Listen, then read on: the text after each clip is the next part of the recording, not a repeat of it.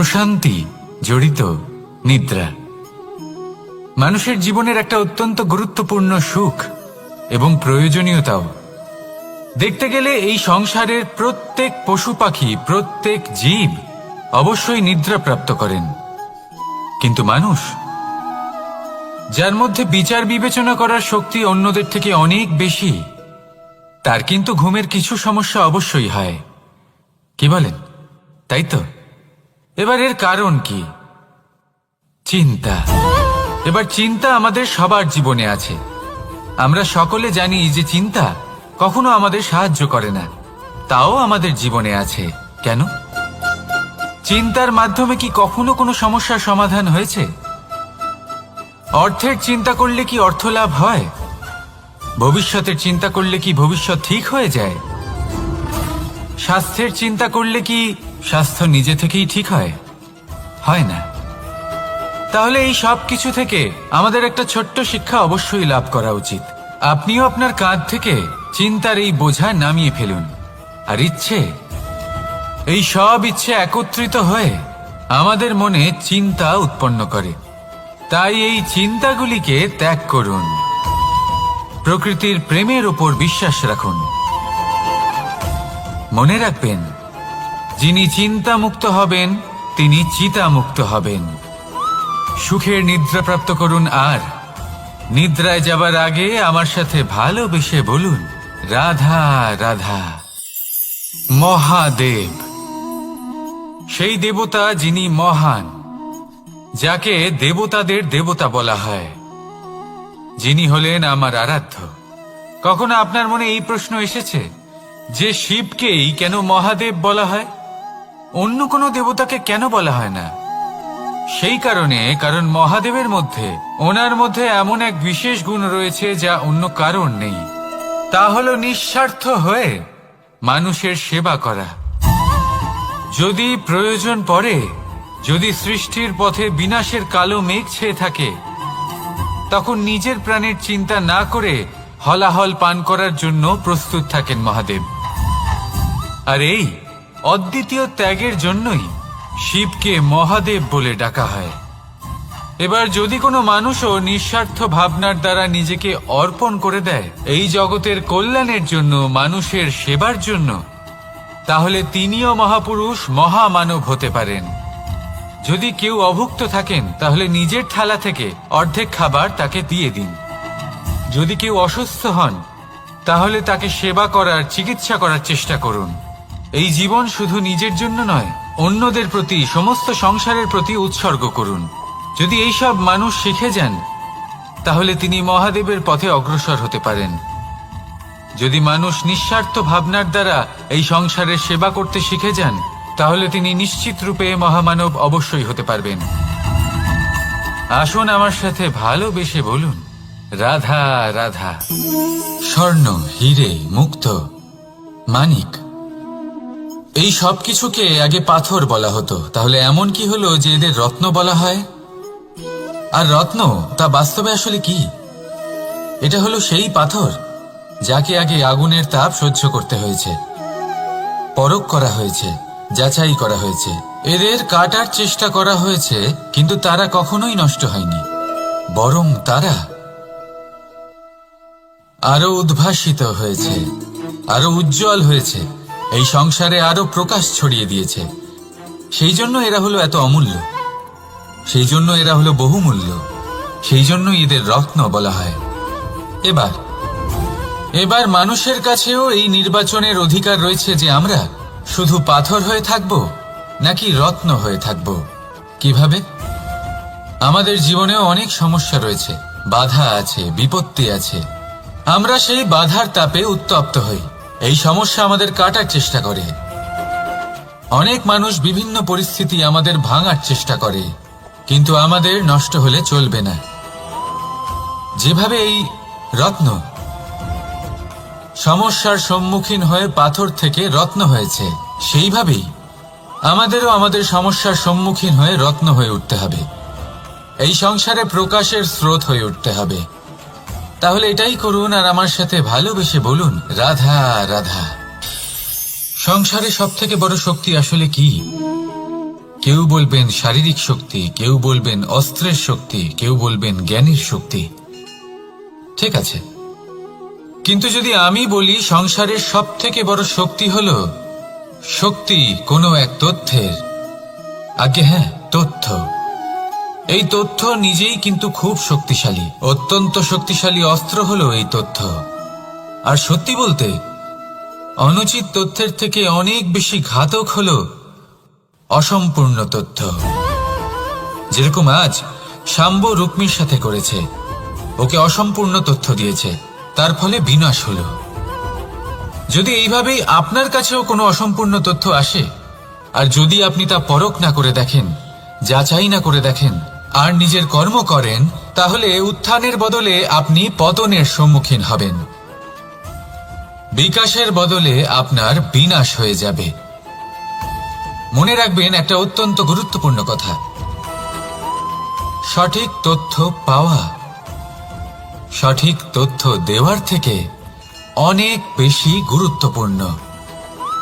আশা করি এই কথা আপনি বুঝেছেন।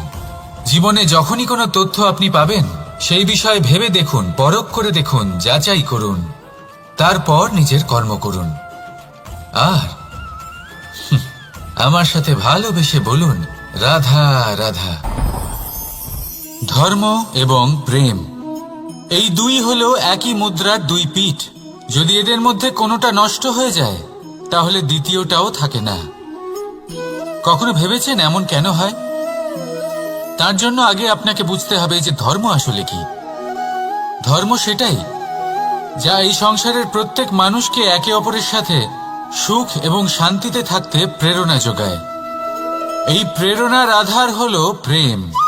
প্রেম সেটাই যা আপনার মধ্যে অন্য কারোর প্রতি করুণাবোধ জাগিয়ে তোলে, সম্মান জাগিয়ে তোলে। এবার যদি প্রেম চলে যায়, তাহলে সবার আগে বিনাশ হবে সম্মান আর করুণাবোধের। এবার যেখানে না প্রেম রয়েছে, না সম্মান রয়েছে, না করুণা রয়েছে, সেখানে ধর্ম কিভাবে বাস করবে? অশুভ ইচ্ছে জাগ্রত হয়ে ওঠে, ক্রোধ জাগ্রত হয়ে ওঠে, অহংকার জাগ্রত হয়ে ওঠে, আর তারপর আরম্ভ হয় অধর্মের। তাই যা যা ভাবনা আপনার অন্তরে প্রবেশ করছে, করতে দিন, কিন্তু যাই হোক না কেন, এই প্রেমকে নিজের থেকে দূরে যেতে দেবেন না। এই প্রেমকে চিরকাল নিজের কাছে রাখুন, নিজের হৃদয়। আর এই প্রেম ভাব নিয়ে বলুন, রাধা রাধা। মানুষের জীবনে উন্নতি লাভ করার জন্য তিনটি স্তম্ভের প্রয়োজন হয়। প্রথম স্তম্ভ শিক্ষা। এই শিক্ষা আমাদের জ্ঞান প্রদান করে। দ্বিতীয় স্তম্ভ ব্যবসা, যার দ্বারা আমরা ধন উপার্জন করি। তৃতীয় স্তম্ভ হলো আমাদের ঈশ্বর, আমাদের ইষ্ট। এনার সাথে যদি আমরা জুড়ে থাকতে পারি, তাহলে এমন একটা মানসিক বল আপনি লাভ করবেন যেটা এই সংসারে আর কোথাও পাওয়া সম্ভব নয়। কিন্তু মানুষ অনেক সময় জীবনে এই তিনটি স্তম্ভ লাভ করা সত্ত্বেও সামনে অগ্রসর হতে পারেন না। তখনও জীবনে কঠিন পরিস্থিতি আসতেই থাকে। এমনটা ঠিক কেন হয়? কারণ সে জীবনে এই তিনটি স্তম্ভ লাভ করে নেয়, জীবনে প্রয়োগও করে, কিন্তু তার ভিতের কথা সে ভুলেই যায়। যেমন প্রথম স্তম্ভ অর্থাৎ শিক্ষা। এই শিক্ষার আধার হলো শুভ চেতনা। যদি অন্তরে শুভ চেতনা না থাকে, তাহলে এই শিক্ষার কোনো গুরুত্ব থাকে না। দ্বিতীয় স্তম্ভ ব্যবসা। পরিশ্রম করে উপার্জন করতে হবে, এই কথাটা আমরা সবাই জানি এবং সবাই চেষ্টাও করি। কিন্তু ব্যবসা করতে করতে আমরা এটা ভুলে যাই আমাদের ব্যবহার কেমন হয়ে পড়েছে। এই ব্যবহার যদি শুভ হয়, তাহলে আমাদের উপার্জন আস্তে আস্তে একটা স্থির জায়গায় এসে পৌঁছবে। এবং তৃতীয় স্তম্ভ আমাদের ভগবান। যদি ওনার স্মরণে আপনি যেতে চান, তাহলে তার পূর্বে নিজের মা বাবাকে সেবা করুন, তাদের যত্ন করুন, তাদেরকে ভালোবাসুন, কারণ ওনারাই হলেন এই সংসারে আপনার সব থেকে বড় ইষ্ট। তাহলে তিন স্তম্ভের সাথে সাথে তাদের আধারকেও নিজের জীবনে প্রাধান্য দিন। কোনো সমস্যা আসবে না, জীবনে একের পর এক উন্নতি করবেন এবং এই মন প্রসন্ন হয়ে বলবে, রাধা রাধা। সুখ, দুঃখ এবং শক্তি এই তিন হলো এই সংসারের ত্রিদেবের মতো। আমাদের জীবনে যা কিছু ঘটছে এই তিনটির ভিত্তির উপরেই হচ্ছে। আসলে এই সংসারের একটা নিয়ম আছে, যখনই আপনি কিছু লাভ করেন এই সংসার আপনার পরীক্ষা নেয়। এটা জানার জন্য আপনার পরীক্ষা নেয় যে আপনি যা কিছুই লাভ করেছেন আপনি কি আদৌ সেটার যোগ্য কিনা। ঠিক সেইভাবেই এই সুখ, দুঃখ এবং শক্তি আপনার পরীক্ষা নিয়ে থাকে। যখন সুখ আসে তখন সে আপনার পরীক্ষা নেয় যে আপনার মধ্যে অহংবোধ জাগ্রত হয়নি তো। যদি অহংবোধ চলে আসে তাহলে সুখ সেখানেই সঙ্গ ত্যাগ করে। দুঃখ আপনার ধৈর্যের পরীক্ষা নিতে থাকে, আর যদি আপনার মধ্যে ধৈর্য না থাকে তাহলে এটা আপনাকে আরো বেশি দুঃখের গভীর অন্ধকারে ঠেলে দেবে। সেখানে শক্তি পরীক্ষা নেয় আপনার বিনম্রতার। যদি আপনি বিনম্র না হন তাহলে হয় এই শক্তি আপনার সঙ্গ ত্যাগ করবে, নয় এই শক্তি বিনম্রতার অভাবে আপনার পতনের কারণ হতে পারে। এই সংসারে যে কোনো ব্যক্তি যিনি এই পরীক্ষায় উত্তীর্ণ হয়ে থাকেন এই জীবনে তিনি সাফল্য লাভ করেন। আসুন আমার সাথে ভালোবেসে বলুন, রাধা রাধা। ভয়ের সাথে আমরা সবাই পরিচিত, কষ্টও আমরা সবাই পেয়েছি। কখনো কখনো আমরা অসুস্থ হয়ে পড়ি, আর এমন সময় হলে মাতার মমতা, কখনো বাবার স্নেহ, কখনো বন্ধুদের পাশে থাকার অনুভূতি আমাদের রোগ নিরাময়ে সাহায্য করে। কখনো যদি আমরা নিরাশ হয়ে পড়ি, তখন যদি আমাদের কোনো আপনজন আমাদের দুটো ভালো কথা বলে তখন আমাদের মনোবল বেড়ে যায়। ঠিক তেমন সংসারের এই রঙ্গমঞ্চে যদি আপনি পীড়িত অনুভব করেন, কিছু শুভ কথা আলোচনা করুন, কিছু স্তুতি গান করুন, কিছু মুহূর্তের জন্য হলেও নিজের ইষ্টদেবের কথা স্মরণ করুন আর প্রার্থনা করুন।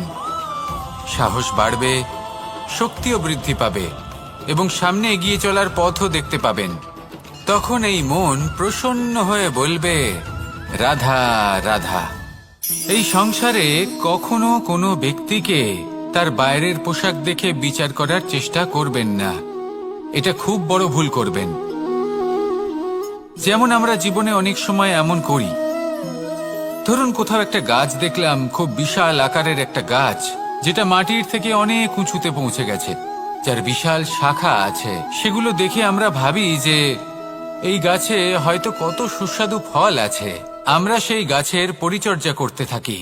আবার অন্যদিকে হলো একটি তৃণ যেটা মাটি থেকে কিছুটা উঁচুতে পৌঁছেছে, কিন্তু সেই তৃণর নিচে, মাটির নিচে অত্যন্ত সুস্বাদু ফল বা সবজি জন্ম নেয়, যা আমাদের স্বাস্থ্যের পক্ষে অত্যন্ত উপকারী। সেই জন্য কখনো আবরণ দেখে কাউকে বিচার করতে চেষ্টা করবেন না। তার বদলে এটা বোঝার চেষ্টা করুন যে আপনার সামনে যে ব্যক্তি আছে বা বস্তু আছে তার বিশেষত্ব কি। যদি এই বিশেষত্ব বোঝার ক্ষমতা আপনি অর্জন করেন, যদি এই শিল্প আপনি নিজের ভেতরে জাগ্রত করেন, তাহলে এই সংসারে বিশেষত্ব কি সেটা আপনি জানতে পারবেন। আর এই সমস্ত খেলা দৃষ্টি থেকে নয়, দৃষ্টিভঙ্গি থেকে জন্ম নেয়। দৃষ্টিভঙ্গি সবসময় শুভ রাখুন আর আমার সাথে ভালোবেসে বলুন, রাধা রাধা। যখন আমরা কোনো বনে প্রবেশ করি তখন এই সবুজ ঘাস দেখে, এই কোমল ঘাস দেখে আমাদের মন প্রফুল্ল হয়ে ওঠে। ভিন্ন ভিন্ন প্রজাতির ফুল, ভিন্ন ভিন্ন রঙের ফুল দেখে এই মন আনন্দে ভরে ওঠে।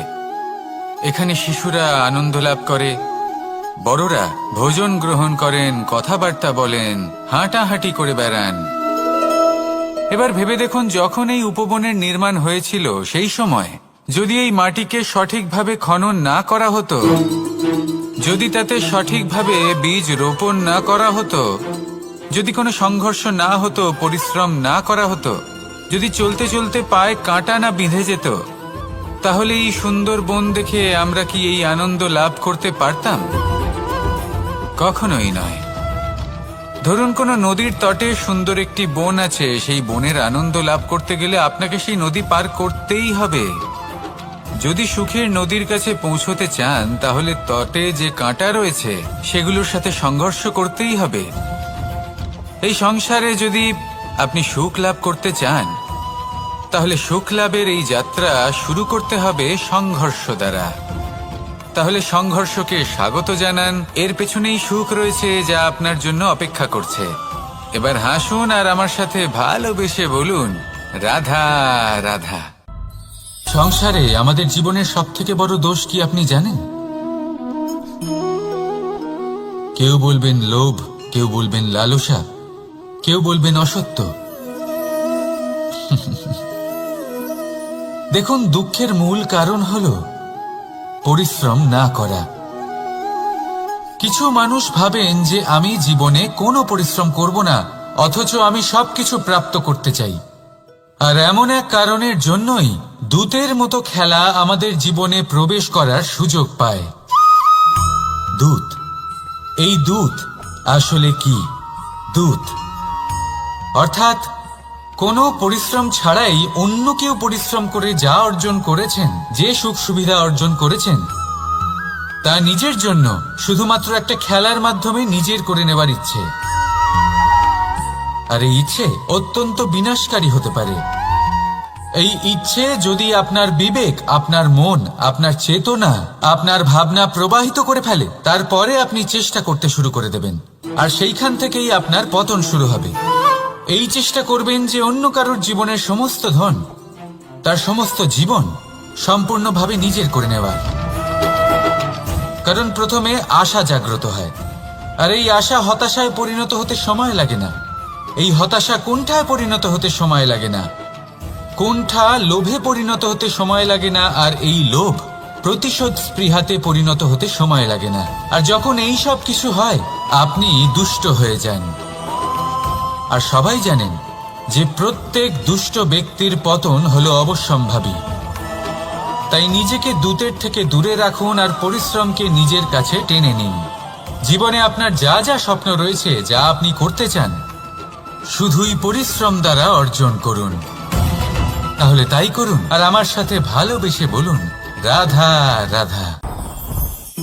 জীবনে কিছু শেখা অত্যন্ত গুরুত্বপূর্ণ। এবার কি কি শিখতে হবে সেই সব শেখানোর জন্য অনেক শিক্ষক রয়েছেন, কিন্তু কি শিখবেন না আর কি করবেন না, এটা আমাদের নিজের অভিজ্ঞতা দিয়ে শিখতে হয়। কিন্তু তার মানে এটা নয় যে যদি আপনাকে শিখতে হয় যে আগুনের তাপ কতটা, আপনাকে আগুনের মধ্যে হাত দিতে হবে। না, অন্য কারোর অভিজ্ঞতা দ্বারাও শিখতে পারেন। প্রশ্ন শুধুমাত্র একটাই যে আপনি কি শিখতে চান নাকি চান না। যদি আপনি এটাই ভাবেন যে আমি শুধুই নিজের অভিজ্ঞতা দ্বারাই শিখতে চাই, তাহলে জীবনকাল ছোট মনে হবে, অনেক কিছুই শিখতে পারবেন না। তাই নিজের সাথে সাথে বড়দের অভিজ্ঞতা দ্বারাও শেখা শুরু করে দিন। এই সংসারের অভিজ্ঞতা দ্বারা শিখতে শুরু করে দিন। আর এটা নিশ্চিত রূপে শেখা আবশ্যক যে কখন কি করবেন না, কোথায় থামতে হবে আর কোথায় থামবেন না। তাহলে আসুন আর আমার সাথে ভালোবেসে বলুন, রাধা রাধা। ভোজন। এবার ভোজন সংগ্রহ করার জন্য মানুষ কি না করেন, সব সময় চেষ্টা করতে থাকেন। ফসল উৎপাদনের জন্য অনেক পরিশ্রম করতে থাকেন, কিন্তু অনেক সময় অনেক পরিশ্রম করার পরেও ফসল ভালো উৎপাদন হয় না। এর কারণ কি? কারণ হলো এটাই যে আপনি পরিশ্রম হয়তো অনেক করেছেন, কিন্তু আপনার নজর তো সেই বীজের দিকে ছিলই না যা আপনি রোপণ করেছেন। সেই জন্য সব সময় কোনো বীজ রোপণ করার আগে তাকে পরখ করে দেখুন, তা অত্যন্ত আবশ্যক। আর সেইভাবেই যখনই কোনো কর্মের প্রশ্ন আসে, তাহলে সেখানে শুধুমাত্র পরিশ্রম যথেষ্ট নয়। সেই কাজের প্রতি আপনার কর্তব্য কি, আপনার উদ্দেশ্য কি, সেটা জানা হলো অত্যন্ত গুরুত্বপূর্ণ। তাই কর্ম করুন, কিন্তু সেই কর্মের প্রতি আপনার যা উদ্দেশ্য তার মাহাত্ম্য বুঝতে চেষ্টা করুন। তাহলে আসুন আমার সাথে ভালোবেসে বলুন, রাধা।